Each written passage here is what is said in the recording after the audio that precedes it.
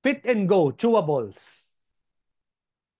So meron na tayo for the first time ulit sa First Vita Plus na may chewable tablet na hindi dapat nilulunok ha. Parang candy to, lasang orange. Tapos, pag lumiit, pwede mong kagatin na. Typical sa candy na kahit nga bata magugustuhan to eh. So ano ba tong Fit and Go? Ang pinaka-star ingredient niya, ito nakalagay niya, Fucose. Mamaya, mas dedetalyehin ko. Kasi dito, well, medyo mas ano siya eh, kailangan explain further. Pag dito ka lang sa packaging base. So ano ba tong Fucose? Ito ay galing sa seaweed. Specifically, brown algae or scientific name, maganda rin maalam, Ascophyllum nodosum. O, ito yung picture nun, ni-research ko talaga sa internet. At ni-research ko rin, naggawa ako ng sarili ko mga studies. Ito pala, pag kinain natin, nadadigest, nare-release yung fucose. Important rin pala yung fucose kasi nasa breast milk rin yan. Isa pang source ng fucose. Ano ba tong fucose?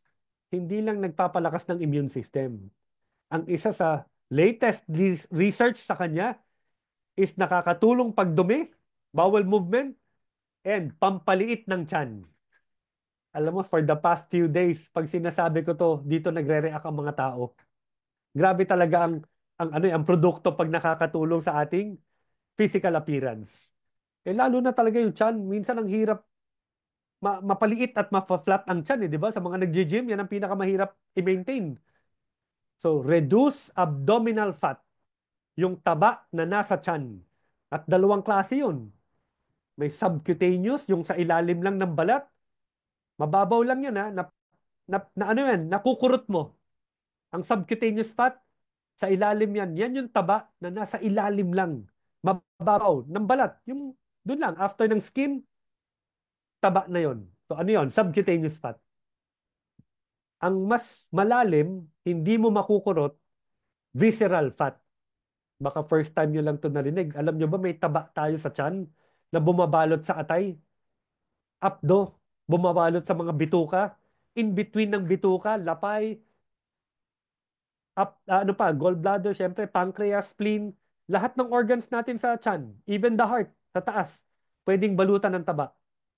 Ang tawag doon ay visceral fat, taba na malalim, nasa loob ng ating kawan na hindi mo mahahawakan. Ano yung mas delikado dyan? Visceral fat. Kasi siya yung nakaka-affect sa galaw at function ng ating organs. Pag marami pala tayong taba sa tiyan, dito, visceral fat, mas prone tayo maging diabetic. Ano pa? Mahirap yung i-control yung blood sugar, blood pressure, high blood, cholesterol, abnormal, pati heart disease. And pag malaki pala ang tiyan dahil sa visceral fat, at risk tayo for iba't ibang klase ng mga cancer. Ang hirap pala pag overweight, ang hirap pala pag malaki ang tiyan kasi ang daming sakit pala ang pwedeng makuha pag yun ang kondisyon ng katawan. So goal po natin ha, mapaliit yan. Okay, lalo na yung visceral fat. Pag napaliit natin ang tiyan sa tulong ng Fit and Go, 'di ba? Tandaan nyo, yan ang benefit ng Fucose. Mapapaliit natin ulit ang ating waistline. O sino po dito ngayong taon gusto magkasya ulit sila sa pantalon nila nung high school? 'Di ba? Ginugol yan minsan eh. Dok, wala na magkasya sa akin. Tinapon ko na lahat kasi sikip na eh. Simula pandemic, kain ng kain. Bawiin natin. Hindi pwedeng overweight. Sana mabalik mo ulit yung dati mong waistline. At maganda i-goal rin natin magkaroon ng ideal, tama na body weight. Yung talagang magiging healthy ang katawan pag yun ang weight mo. Yun ang ibig sabihin ng ideal body weight.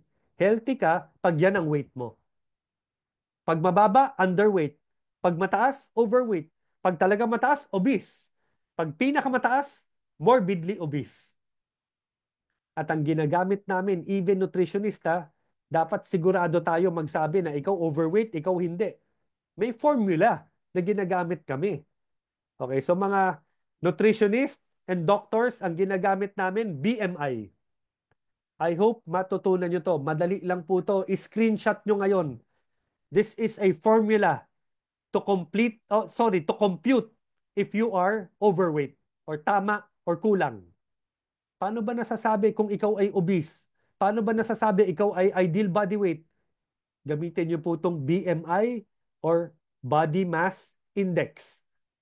O yan na po, screenshot niyo po. Dalawa yan. BMI formula.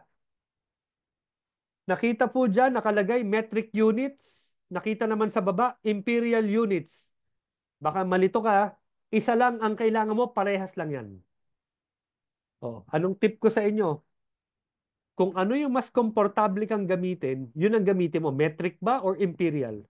Pag tinanong ka, anong weight mo? Anong ginagamit mo? Kilos or pounds? Pag kilos, metric ka. Pag pounds, imperial ka. Dito ka sa baba. Yan ang gamitin mong formula. Pag tinanong ka kung anong height mo, anong ginagamit mo? Centimeter ba? Metric yon. O inches? Feet and inches is imperial. O nasaan ka ba dyan? Kasi ako personally, ang gusto ko yung imperial eh. Compute natin ha. Ako po ay weight 145. Height 5 feet 5 inches, 5'5". So ang height ko sa inches ay 65 kasi 5 feet is 60 inches eh. 5'5" ako. So 65. Nakalagay diyan BMI equals weight over divided by height squared. Kung ano yung makuha yung value, ita times 703.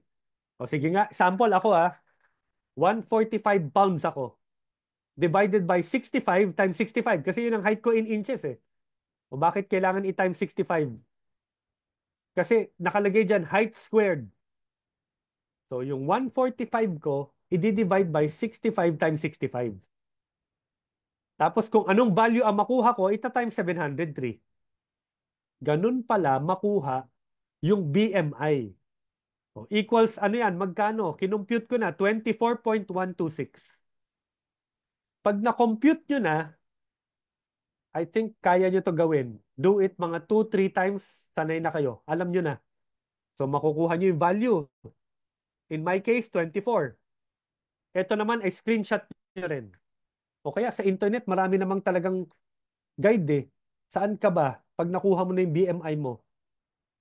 Example, ako 24.1. Pasok ako sa blue. Normal. Sumabit pala kasi 25 overweight na. 24.1 ako. So ito pala, ang talagang sure way kung paano mo malaman kung overweight ka or hindi. Or underweight ka.